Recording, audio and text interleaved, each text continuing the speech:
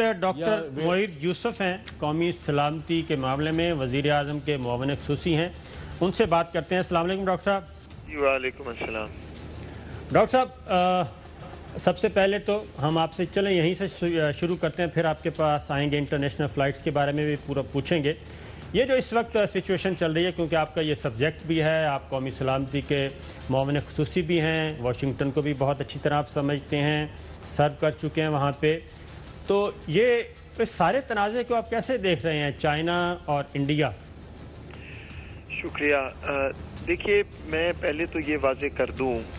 کہ ہم بڑی دیر سے بات کر رہے ہیں صاحب، آپ جانتے ہیں، بار بار دنیا کو یہ باور کرا رہے ہیں 5 اگست سے پہلے بھی، لیکن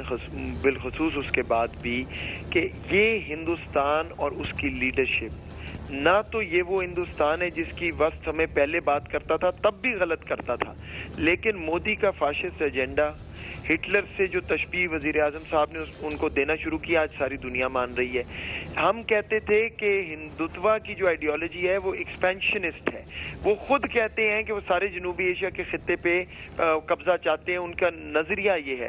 آج آپ دیکھ رہے ہیں چائنا سے، اور جو ان کے ساتھ ہوئی وہ سب کے سامنے ہے۔ پچھلے سال الحمدللہ جو ہمارے ساتھ ان کی جھڑپ ہوئی اور جو ان کو جواب ملا وہ آپ کے سامنے۔ نیپال نے کھڑے ہو کے جو ان کے ساتھ اس دفعہ کیا ہے، شرم سے سر جھک جانا چاہیے ایک ایکسپینشنسٹ مائنڈ سیٹ کا۔ پھر ہم بار بار کہتے رہے کہ کشمیر میں جو ہو رہا ہے کوئی انسانی فطرت کے خلاف ہے کہ وہاں سے کوئی جواب نہ آئے، وہ نظر آ گیا، وہاں پروٹیسٹ شروع ہو گئے، وہاں پہ جو حالات بنے پچھلے 2-4 ہفتے میں وہ سب کے سامنے۔ تو اب تو دنیا بھی یہ مان رہی ہے کہ جو بات ہم کہتے تھے وہ واقعی سچ ہوتی جا رہی ہے۔ تو جہاں تک چین اور ہندوستان کا تعلق ہے، دیکھیے ان کا جو آپس میں معاملہ ہے وہ تو آپ کے سامنے ہے، جو اب تفصیلات کے سامنے آئی، لیکن میں ایک بات واضح کر دوں کہ ہندوستان جو بات کرتا ہے کشمیر پہ، اب چائنا نے بھی دوبارہ یہ بات واضح کر دی، اگست 5 کے بعد بھی کی تھی کہ یہ تنازع قائم ہے، اور ہم بھی یہ بار بار کہہ رہے ہیں کہ کشمیر کا معاملہ آپ ہندوستان کا یہ نہیں کہہ سکتے کہ جی یہ ہندوستان کا اندرونی معاملہ ہے، ناٹ ایٹ آل۔ چائنا بھی اسی بات پہ کھڑا ہے جس پہ ہم کھڑے ہیں، ہم تائید کر رہے ہیں اس بات کی، کشمیر انٹرنیشنل لا کے تحت ہی ریزالو ہوگا، اور ہیومن رائٹس کشمیر میں جو یہ وائلیٹ کر رہے ہیں، جنیوا کنونشن کی خلاف ورزی کر رہے ہیں، اس پہ جو سرزری جو اقدامات دنیا کو لینے چاہیے ابھی تک بدقسمتی سے وہ نہیں ہوئے، وہ ہونا ضروری ہے۔ آخری بات، اگر چین سے جو منہ توڑ جواب ملا ہے، یہ ڈائیورٹ کرنا چاہیں گے اٹینشن ہماری طرف، فالس فلیگ کی ہم بات کرتے رہیں، پچھلا سال نہ بھولیں۔ میں آپ کو کوئی یہ وہ بات نہیں کر رہا کہ میں نیشنل سیکیورٹی یہاں بیٹھا ہوں تو میں ہاکش بات کر رہا ہوں، ساری دنیا کو اب یہ نظر آنا چاہیے، یہی شروعات تھی ہٹلر کی، اینڈ میں چیکوسلوواکیہ ہوا، اور پھر اس کے بعد جو کچھ ہوا وہ ہم سب کے سامنے ہے۔ ابھی ان کو روک لیں، ورنہ اگر یہ معاملہ آگے بڑھے گا تو ایک خود مختار قوم کے ناطے ہم بھی کھڑے ہیں، چین بھی کھڑا ہے، باقی بھی کھڑے ہیں، سارا خطہ ان کے خلاف اب نظر آ رہا ہے۔ اچھا ڈاکٹر صاحب، اس سارے معاملے میں یہ تو ایک سی پیک سے تنازع شروع ہوا تھا، اور یہ اب تو عالمی ذرائع ابلاغ میں آرٹیکلز بھی آ رہے ہیں، جو اینالسٹ ہیں وہ بھی بات کر رہے ہیں کہ چائنا اور پاکستان اور نیپال ان تینوں کو گھیرنے کے لیے یہ ایک گریٹر پلان تھا، اور انڈیا اکیلا نہیں، اس کے پیچھے کچھ اور فورسز بھی ہیں، کچھ اور کنٹریز بھی ہیں۔ تو کیا آپ سمجھتے ہیں کہ یہ جو اب اس وقت شدت ہو گئی ہے چائنا اور انڈیا کی، اس میں وہ ممالک تھوڑے سے پیچھے ہٹ گئے ہیں اور کھل کر نہیں آ رہے؟ ابھی تک ایک سٹیٹمنٹ بھی انڈیا اپنی فیور میں نہیں لے سکا۔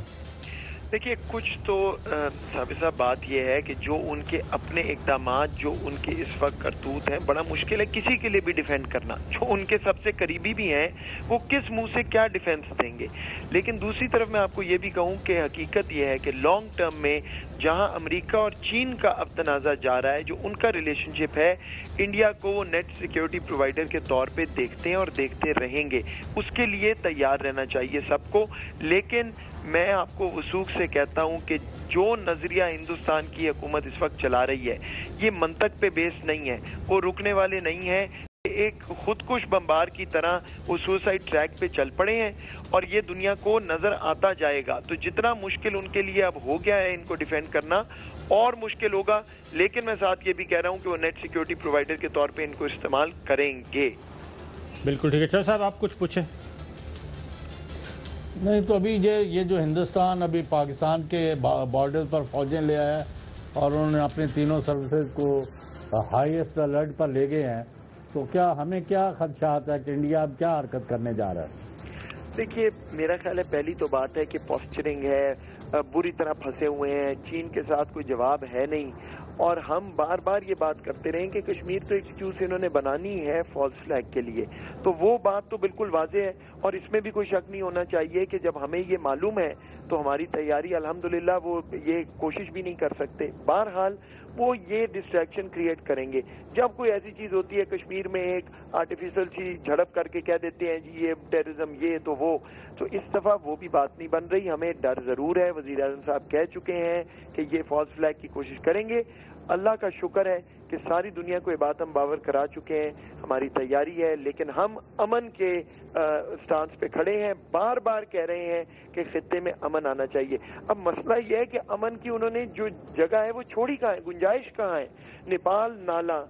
چین نالا، پاکستان سے تعلق پہلے دیکھ لیں کیا وہ کرتے رہے، بنگلہ دیش بھی نالا جو ان کے ساتھ پہلے کافی دیر اس حکومت کے ساتھ کھڑا رہا ہے، تو صاف ظاہر ہے کہ مسئلہ کہاں ہے۔ یہ تو نہیں ہو سکتا نا کہ سارا خطہ پاگل ہو گیا اور ایک جو قوت ہے وہ ٹھیک کر رہی ہے، یہ اس کا برعکس ہی ہے۔ فوجیں وہ بالکل لائے ہیں،